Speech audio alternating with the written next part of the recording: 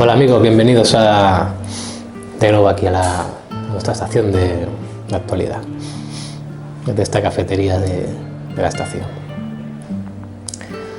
¿Qué tal? Espero que les haya ido bien este fin de semana, que hayan podido disfrutar de sus familias y sus hijos, y que no, pues, de sí mismo.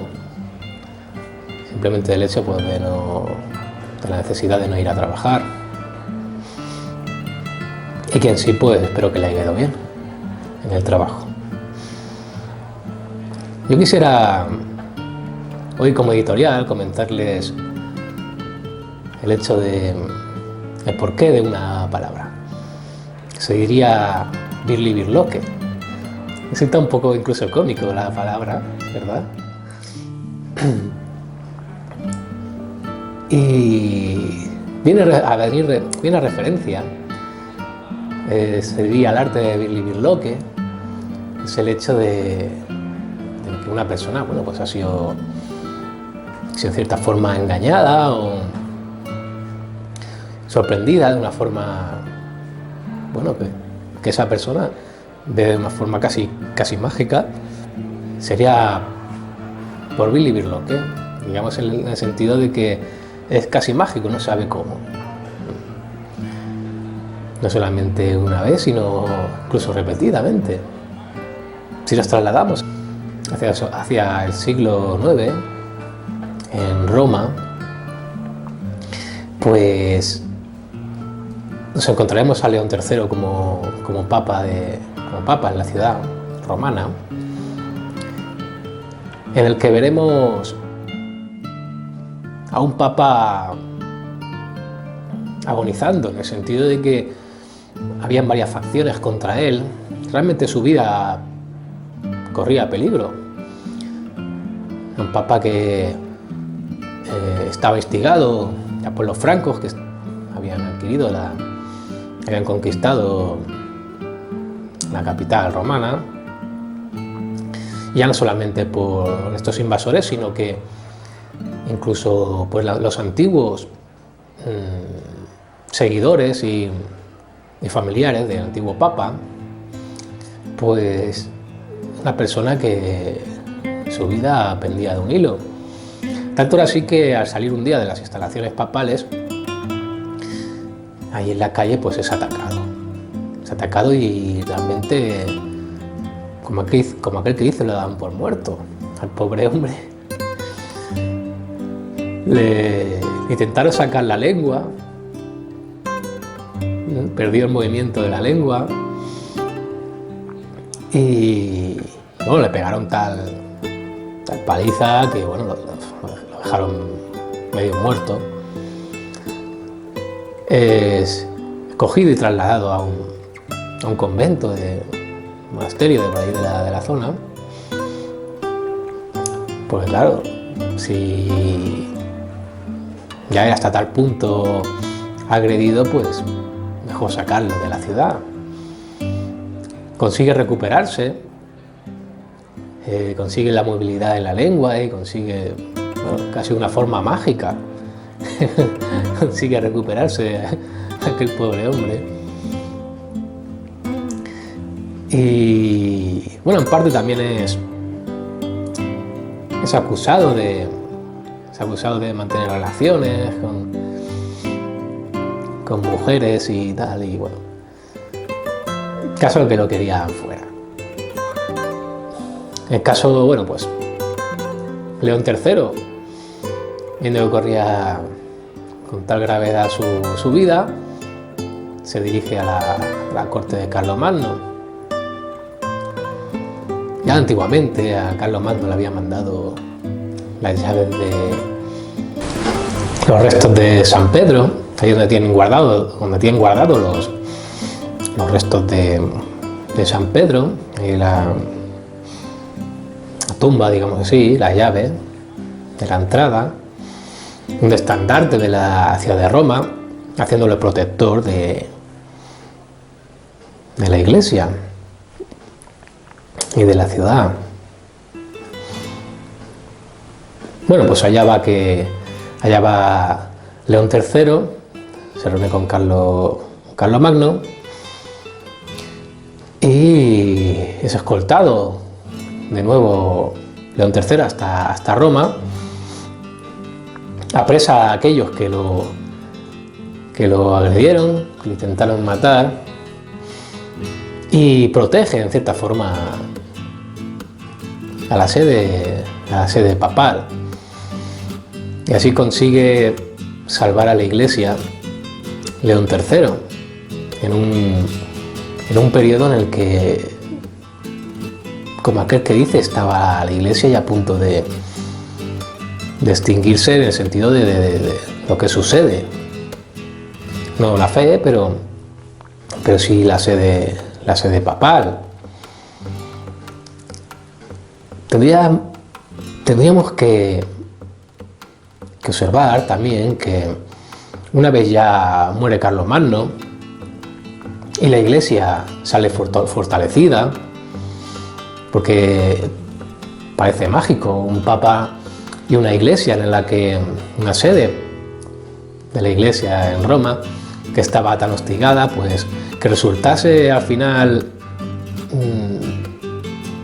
salvada, cuando se daba ya tanto por muerto al Papa como a la Iglesia, a la sede de la Iglesia, se daba ya por muerto todo aquello, pues consigue salvarla León III. Se le hace San León III, ¿no? Se le santifica incluso. Y también me gustaría que ustedes reflexionaran, porque cuando muere Carlomagno y la Iglesia es salvada en cierta forma, pues acercándose ya también para el milenio, se creía que la vuelta de Jesús, de Cristo, sería inminente, o sea, que sería en ese cambio de siglo, ¿verdad? Sería al final. Vendría Dios a justiciar a aquellos que se habían portado de una forma mal, ¿no? La muerte de Carlomagno acaba con una época de grandes reyes, de grandes emperadores, y digamos que el poder en toda Europa queda más dividido de lo que estaba. Ya no será tanto emperador o tanto, sino que ya van a gobernar, digamos, facciones más pequeñas, aquella nobleza, esa aristocracia será la que va a reinar, no como grandes reyes, sino como más bien condados y nobles, y la cosa estará más dividida. Fíjense que esa división de poder y da que la Iglesia sea, digamos, uno de los poderes centrales, sino el que más. Sea de una forma moral y espiritual, y por el temor que infringía a la gente, el hecho de que se iba a acabar el mundo y que va a venir Dios, que va a venir Jesús a sentenciar, pues todo llevaba a dar a la reflexión de que la Iglesia era el poder en ese momento casi unímodo, ¿En esto qué se iba a reflejar? Ese poder se iba a repartir ya no solamente en las grandes ciudades, sino que se iba a repartir por todos los pueblos, igual que la división de esos poderes. Pues las iglesias también tenían que dividir ese poder y empezaron a hacer iglesias por todos los lados. No ya tanto en las grandes ciudades, sino que incluso los pueblos más chiquititos empezaron a hacer iglesias en los lugares más recónditos, incluso casi inaccesibles. Iglesias, y daba pie al arte románico aquello. Ese miedo a que viniera el juicio final y ese vacío de poder institucional, monárquico, digámoslo así, pues hacía que la Iglesia cogiera aún más poder y que ese poder se generalizara, se divulgara absolutamente en todos los pueblos y en todos los lugares. Sobre todo, eso sucedió sobre todo en Francia, en España y de una forma más peculiar en Italia. Digamos que ese arte queda un poquito, ese arte románico queda un poquito difusionado con aquella arquitectura del Imperio Romano. Miren, la diferencia entre el románico y el gótico, que se dará con posterioridad, la gente lo vio casi algo mágico, en el sentido de que las estructuras de las iglesias románicas, en contraposición a las del gótico, son notables. El gótico empieza a principios del 1100, empiezan ya en Francia, son las primeras que empiezan a realizar con arte gótico. Pero fíjense, las iglesias del románico tienen unos muros anchos, son bajitas, digamos que las naves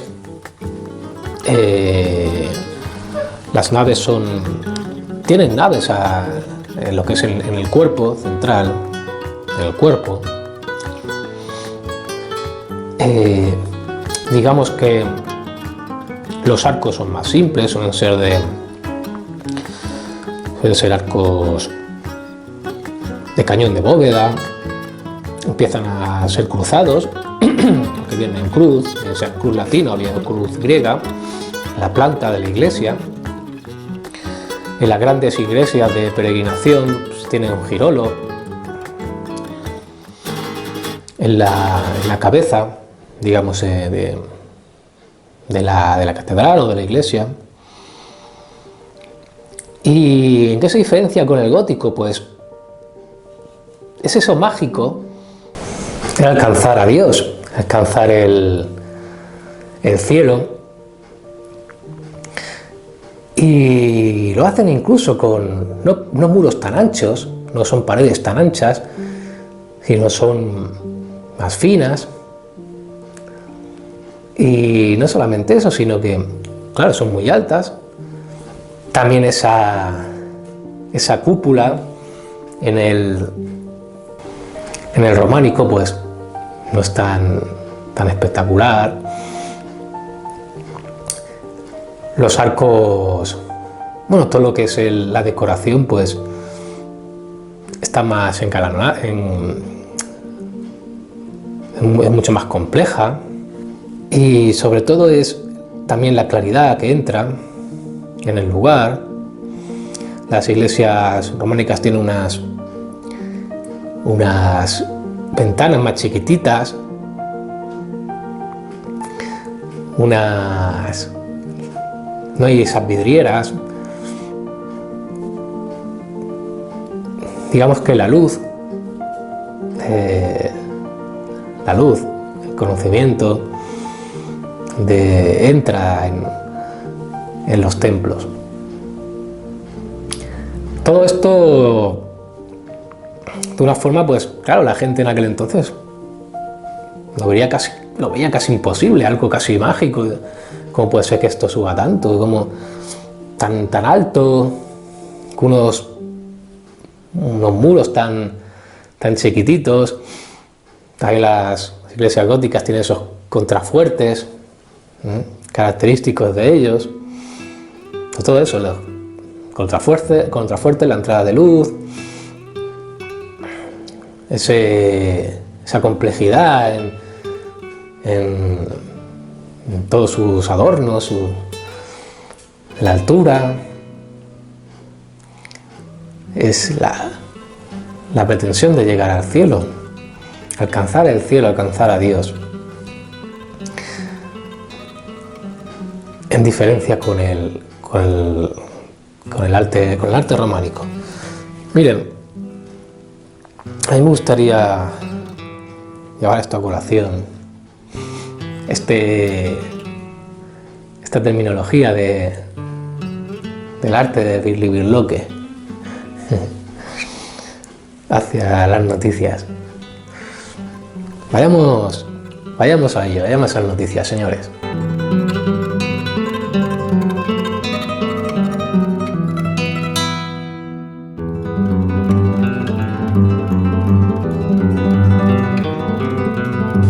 ¿Qué tal? ¿Cómo están ustedes de nuevo? Espero que bien. Sigamos con el país. El rey emérito, nos indica en su titular, el rey emérito no está huido, si le llamaran no tardaría en venir. Esto es una entrevista que realiza el país al señor ministro de Justicia, Juan Carlos Campo. Y continúa, sin la sentencia del proceso no habríamos revisado el delito de sedición, afirma el ministro de Justicia. Hombre, por favor. Señor Juan Carlos, ¿usted qué puñeta tiene que revisar el delito de sedición? ¿A cambio de qué?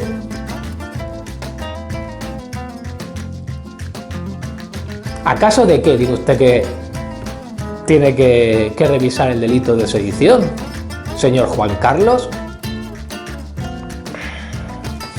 ¿Me lo puede usted explicar?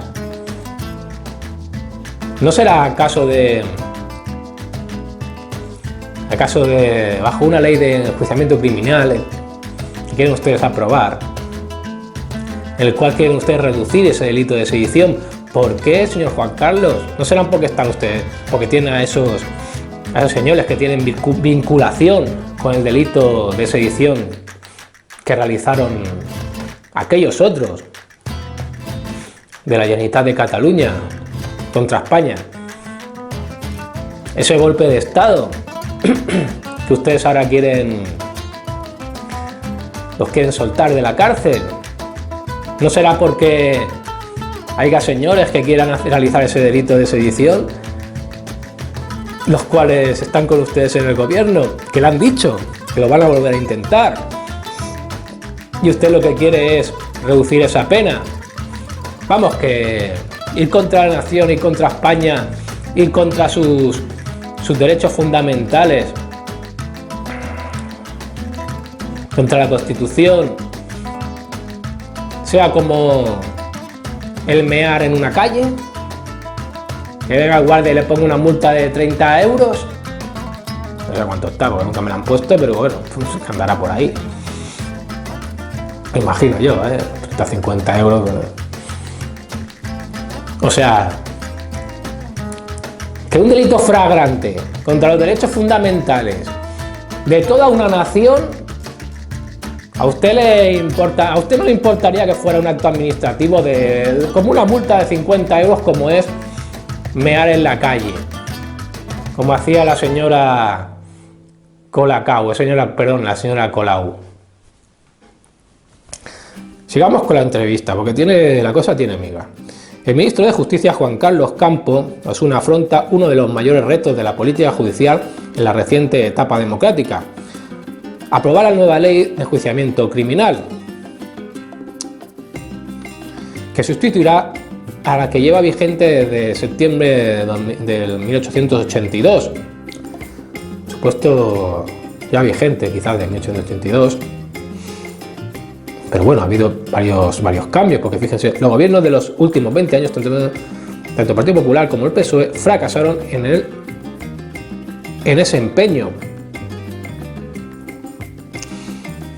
Entonces pregunta, después de esta introducción, pregunta el señor del país, con el modelo vigente, con jueces e instructores, dirigiendo la investigación penal,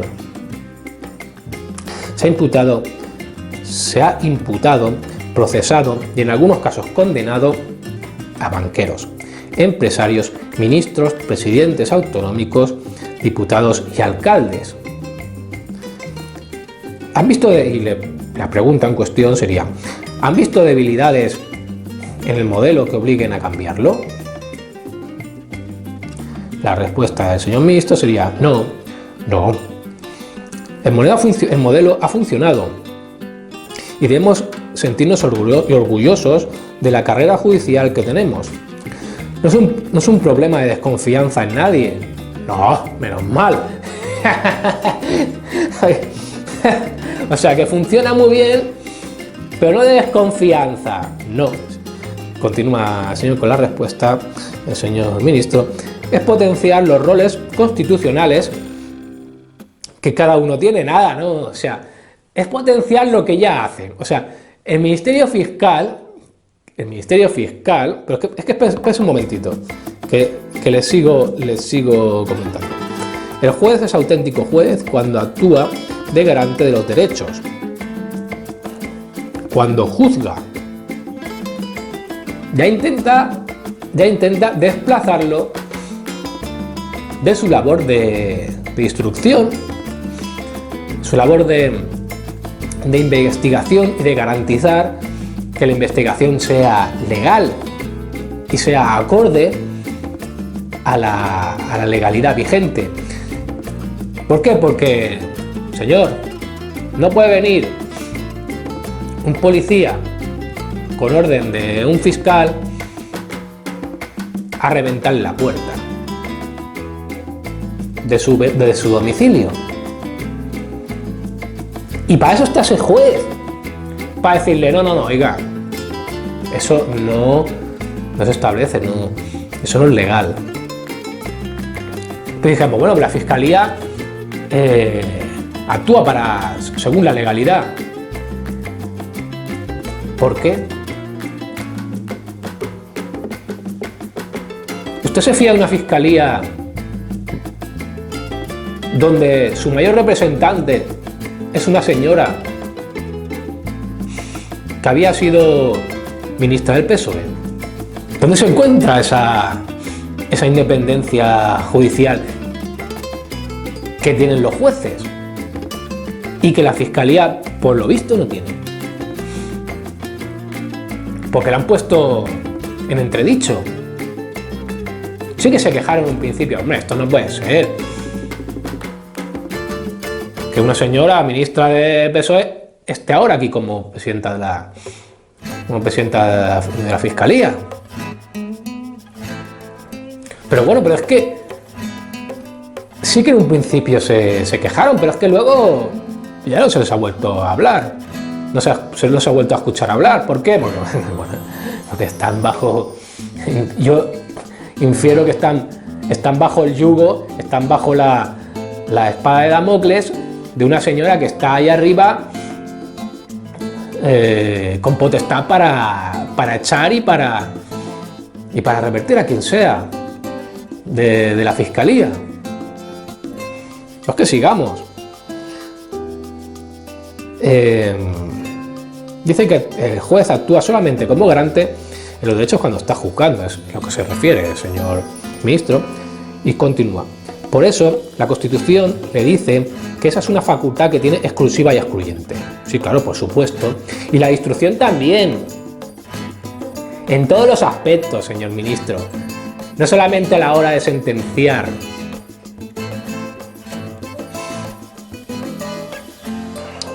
Esa obligación, ese derecho que tiene el juez es en todos los ámbitos.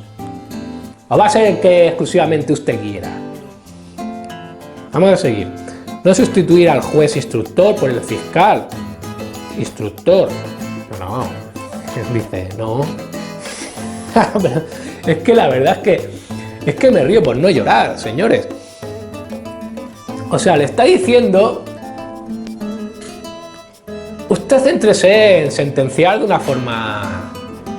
forma legal, que luego ya nosotros, PP y PSOE, ya decidiremos quién le manda a usted.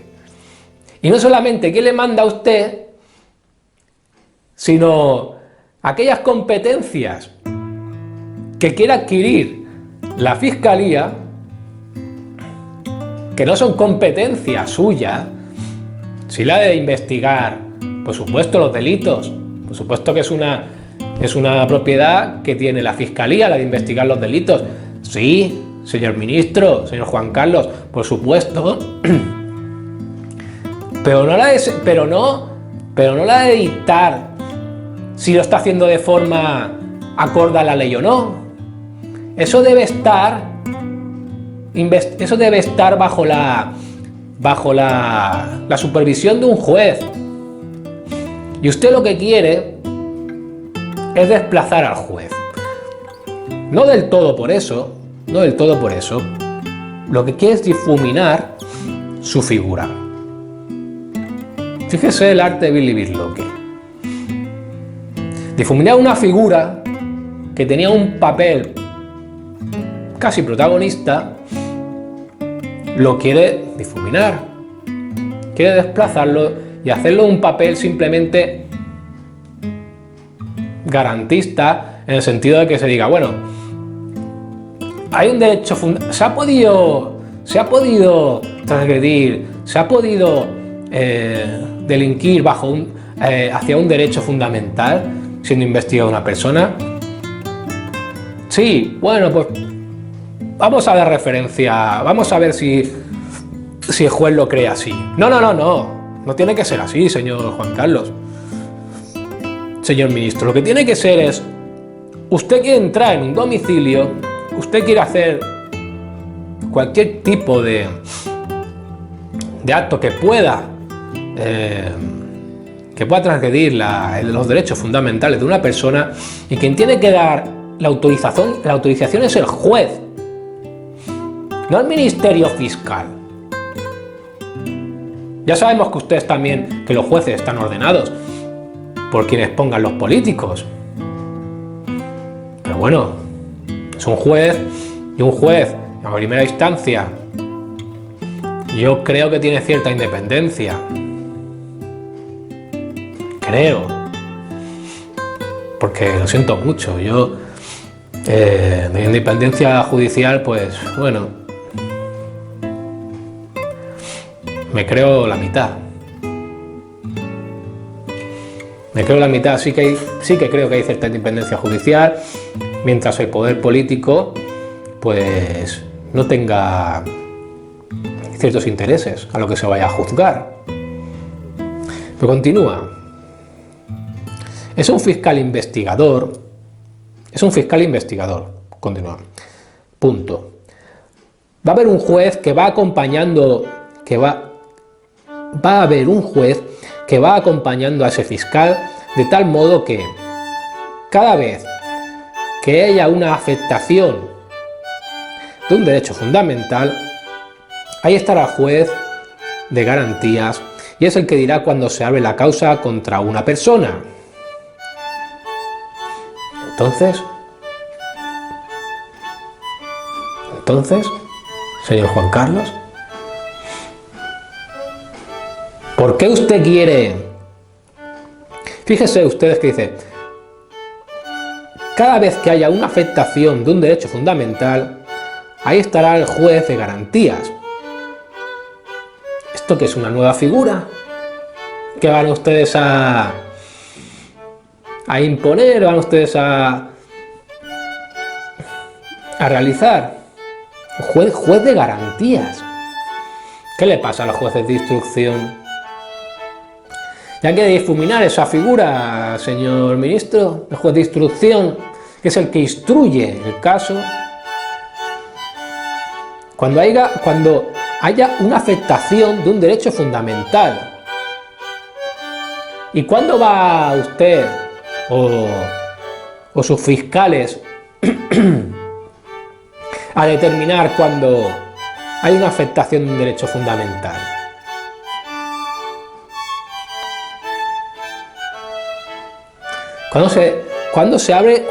Él dirá cuando se abre la causa contra una persona, la causa, pero no la instrucción, no el hecho diario de la instrucción, que va el policía o va el fiscal.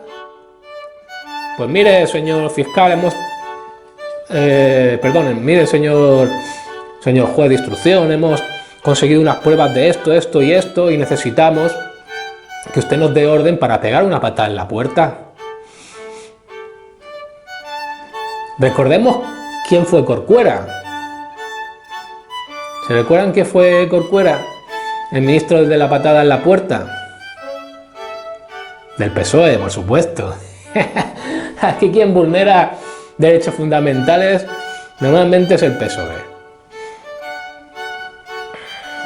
Pues otra patada en la puerta. Si ya nos quieren quitar nuestras casas, porque el señor Iglesias quiere, bueno, aquí no se echa nadie de las casas, eso sí, bueno, no se echa nadie que esté de mi lado, por supuesto. Si eres un facha, si te quedas sin casa, estás debajo de un puente, ya te apañarás. Ahora, aquellos medio delincuentes que venden drogas en los narcopisos de ahí del Raval, esos inmigrantes que se meten,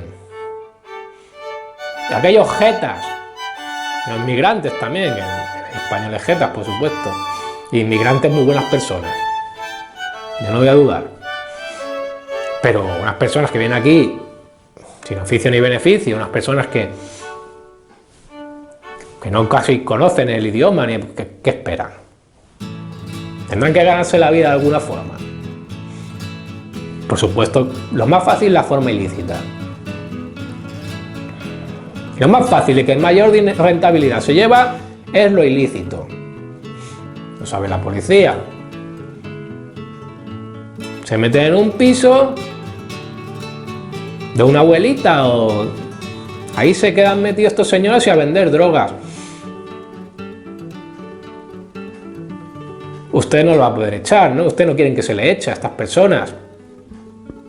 Al jeta que deja de pagar porque le sale de las napias, a ese tampoco se le podrá echar. Señores, ¿dónde queda la propiedad privada? Pero es que no voy por las ramas, ni mucho menos, porque esto influye en nuestros derechos fundamentales, como es el derecho de la propiedad privada. Y este señor dice que será un fiscal,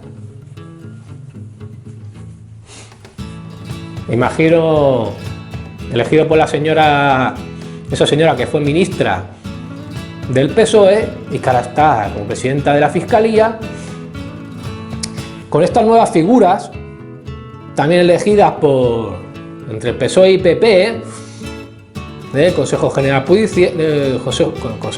del Poder Judicial, que estará el juez de garantías, esta nueva figura de juez de garantía. ¿Qué le pasa, señor ministro, a los jueces de instrucción? ¿No se fía usted de ellos? ¿No aplican las garantías? ¿O no las aplican como usted quiere que las apliquen? ¿El señor ministro? Pero continúo. La pregunta, otra pregunta del señor periodista: ¿es más difícil defender las bondades de un proyecto de ley que da a los fiscales todo el poder investigador, cuando el gobierno al que usted pertenece ha elegido como fiscal general del Estado a una diputada socialista? Me refiero a lo que yo refiero a este señor periodista, no le hace una mala pregunta, que hizo campaña por el PSOE y que antes había sido ministra de Justicia. Respuesta del señor ministro: Creo que es un tema que queda absolutamente desvinculado de la elección de la fiscal general. Vaya hombre, ahora resulta que una ministra diputada del PSOE como fiscal general queda totalmente desvinculado.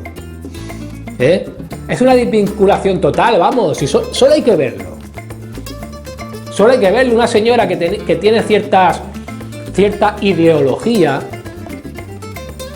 a la cual le llevó incluso a ejercer como diputada del PSOE, la ponen como fiscal general del Estado y no tiene nada que ver. Entonces esa señora ministra, ¿por qué fue diputada? ¿Por qué? No tenía cierta ideología, entonces ¿por qué lo hizo? Simplemente porque quería aprovecharse de su estatus como ministro, como diputada. Por eso esta señora ejerció como diputada del PSOE. Simplemente por un afán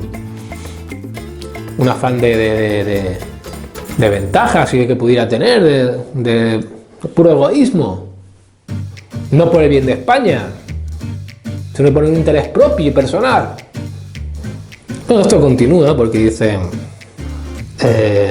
esto queda totalmente desvinculado de la elección de fiscal general, que se hizo conforme a todos los criterios legales, ya que intervino el Poder Judicial y se hizo la audiencia ante la Comisión de Justicia del Congreso, un Poder Judicial, señor, que está controlado por ustedes. Ya.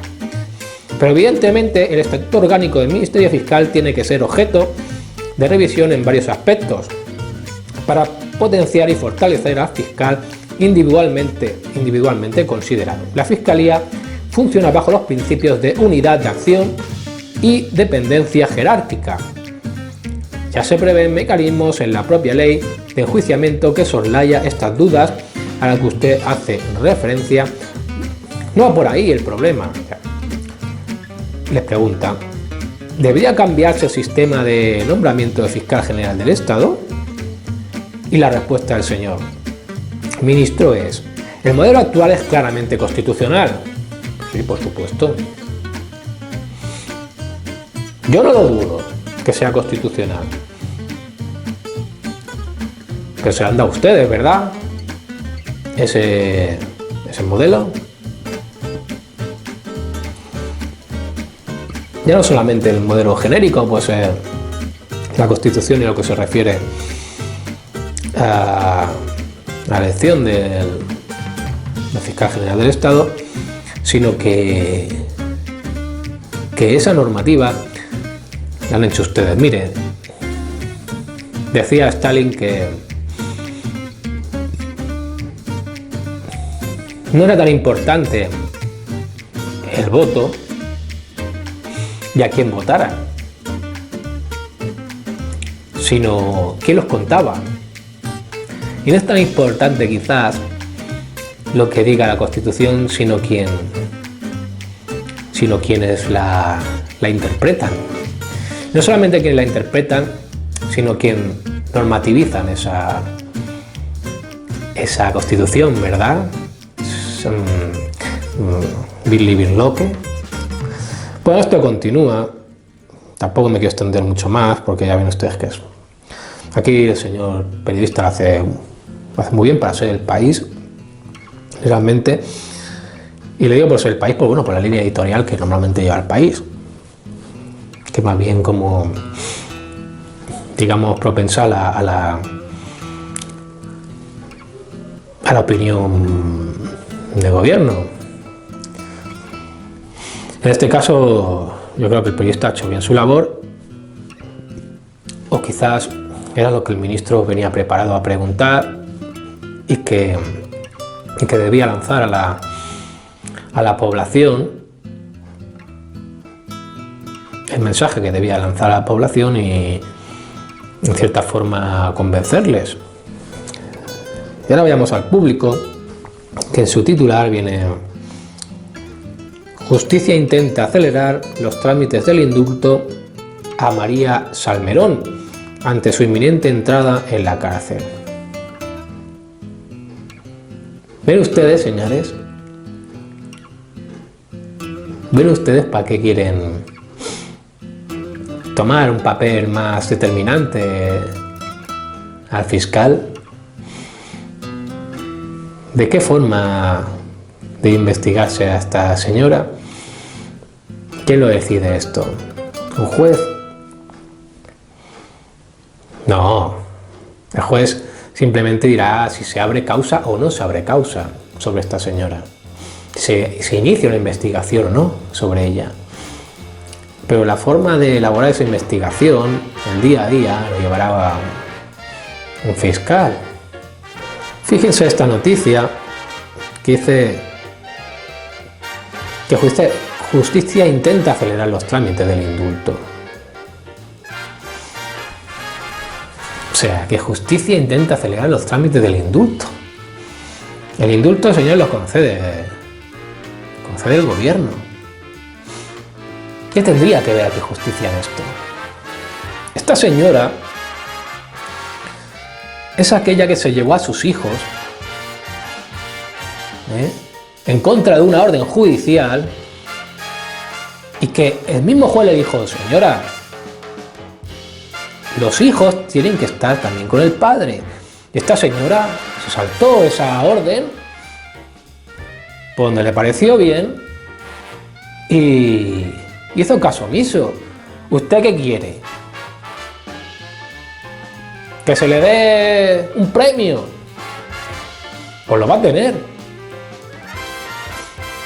Usted desobedezca una orden judicial. A ver qué le sucede.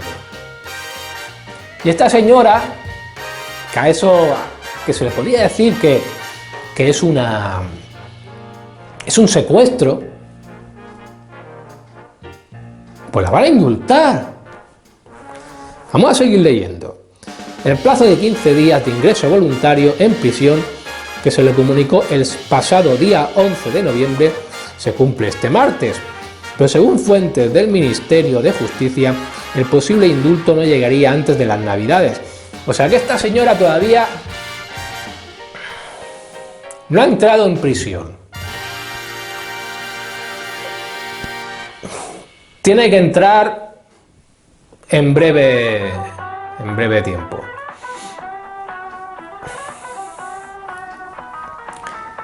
Y pretenden que no entre. No, y si entra será poco, porque como mucho será para Navidades. Vamos, usted haga cualquier cosa y pida un indulto, a ver qué le dicen. Esta señora, ya le digo, esta señora es como si hubiera secuestrado a los hijos, porque no está, perdonen ustedes, no está en la sentencia, está porque ha desobedecido una orden judicial. Pero si usted se separa de la madre, tiene derecho a tener los hijos y se lo lleva a su mujer y se lo lleva a otro país, ¿qué pasa? También sucede.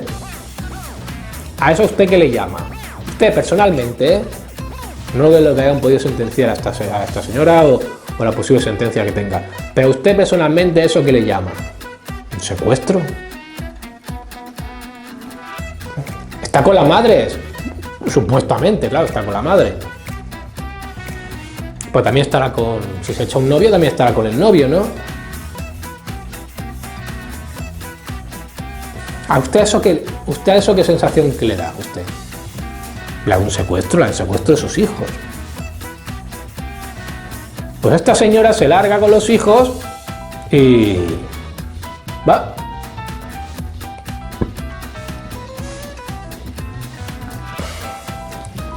Fíjense, continúa, desde el Tribunal Superior de Justicia de Andalucía afirman que los recursos al auto de prisión no paralizan el plazo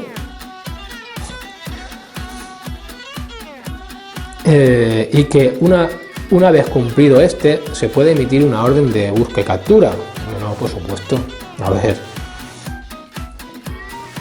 El próximo día 2 de diciembre continúa la noticia, se cumple el plazo de 15 días que la jueza del juzgado de lo penal número 6 de Sevilla, Eva María Medina Zamora, dio a María Salmerón para ingresar en prisión de forma voluntaria.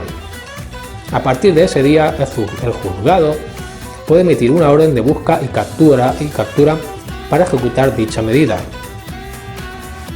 Este plazo comenzó a contar el pasado día 12 de noviembre, un día después de que se le notificara verbalmente el inicio del periodo voluntario. A pesar de que para entonces el expediente para un posible indulto a Salmerón, el cuarto que se le concedería, ya estaba en marcha. Fuentes del Ministerio de Justicia afirman a este diario que los trámites del indulto están en marcha, pero calculan que el expediente completó y la resolución final que deberá aprobar el Consejo de Ministros podría tardar todavía cerca de 2 meses, por lo que no podrá ser aprobada antes de Navidades. Según esta fuente, el Gobierno tiene voluntad de acelerar todos los trámites para concesión del indulto, dada la situación en la que está Salmerón, de inminente entrada en la cárcel. Si has cometido un delito, si esta señora ha cometido un delito y se le imputa y se le sentencia que tiene que ir a la cárcel por dicho delito, pues oiga, ¿qué problema hay? No, porque claro, esta señora de cierta ideología feminista o ha sido ensalzada públicamente de una serie de grupos de índole feminista. Según estas fuentes, el Gobierno tiene voluntad de acelerar todos los trámites para concesión del indulto, dada la situación de señora Salmerón, ¿no? Pero también indican que faltan informes por llegar, que hay que cumplir los plazos marcados en estos procedimientos que están muy reglados. Es que no tendría que haber, señores. Tendría que ser algo... El indulto tiene que ser algo excepcional. Debe ser algo muy excepcional. Y se lo van a dar a una señora que, repito, que se ha llevado a los hijos. O sea, los hijos sí puede tenerlos la madre. Pero ahora, si los tiene el padre, pues no tiene el mismo derecho. Ni aunque lo diga un juez, ¿verdad? Pues por algo se lo habrán dado al padre, digo yo. Desde la Fiscalía de Sevilla confirman a público que los trámites para un indulto ya se han iniciado, pero que esta institución todavía no ha elaborado su informe preceptivo, cosa que hará en breve. La concesión de un indulto está recogida en una ley de 1870. Señor Ministro de Justicia, esta ley no la modifica usted, o si la modifica será precisamente para facilitar los indultos. No me extrañaría un pelo. Y tiene un procedimiento muy garantista. Ahora viene aquí lo bueno. Y fíjense el procedimiento garantista que le dan estos señores del público. Tiene un proceso muy garantista que obliga a la elaboración de diversos informes. Pensé que nos vamos a reír un poco. Debe haber uno sobre la condena, que ya realizó la Policía Nacional a finales de octubre. Otro del Ministerio Fiscal, de aquellos que son independientes, y uno de la parte contraria. Con todos estos informes, fíjense usted que son la pila, con todos estos informes, el juzgado sentenciador, el que la condenó, realiza un informe no vinculante que envía finalmente al Ministerio de Justicia y al Consejo de Ministros para su decisión final. O sea, usted fíjense la garantía del procedimiento. 4 informes por las partes vinculadas al caso, de cierta forma, Que luego esto se pasa al Ministerio de Justicia al Consejo de Ministros. O sea, ¿y quién toma esa decisión final? El Consejo de Ministros. El Consejo de Ministros, ¿por quién está compuesto? Por el gobierno.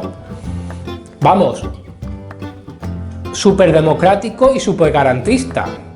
El procedimiento y la conclusión final. Pero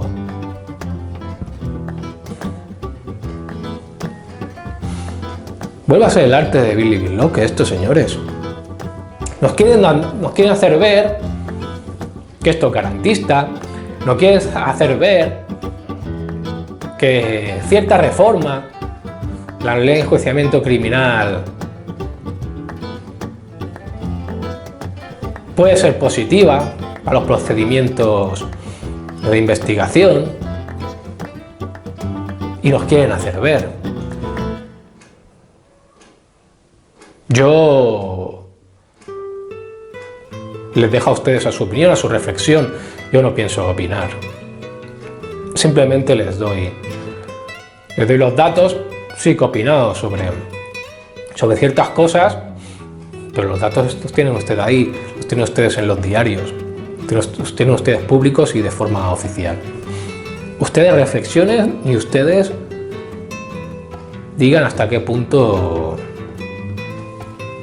esto es coherente o después nos llevaremos las manos a la cabeza y pensaremos, ¿y cómo pasa esto?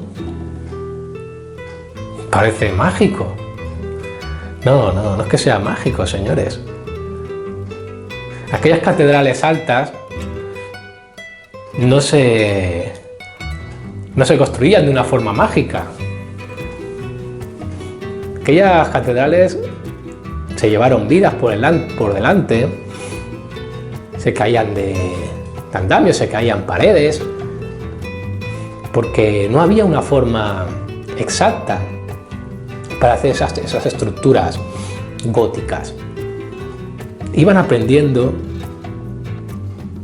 según el ensayo y error. Esto funciona, esto se hace. Por supuesto que también se deben a un aprendizaje anterior a ello, pero que ese nuevo modelo, después del románico, viene dado por un resultado de ensayo y error. Esto funciona, esto no funciona. No es mágico. Está muy medido, ¿no creen ustedes? Está todo ya comprobado, bien sea por ensayo y error, pero está todo muy comprobado ya. Está todo muy estudiado. Bueno, señores, les doy las gracias por acompañarme durante este ratito y que tengan ustedes un buen día. Acuérdense de apoyarnos, si no les sabe a ustedes más, que solo sea dando al like y suscribiéndose. Se lo agradeceríamos. La dirección y todos aquellos que nos acompañan para que podamos seguir retransmitiendo. Muchas gracias, señores. Cuídense, por favor. Gracias.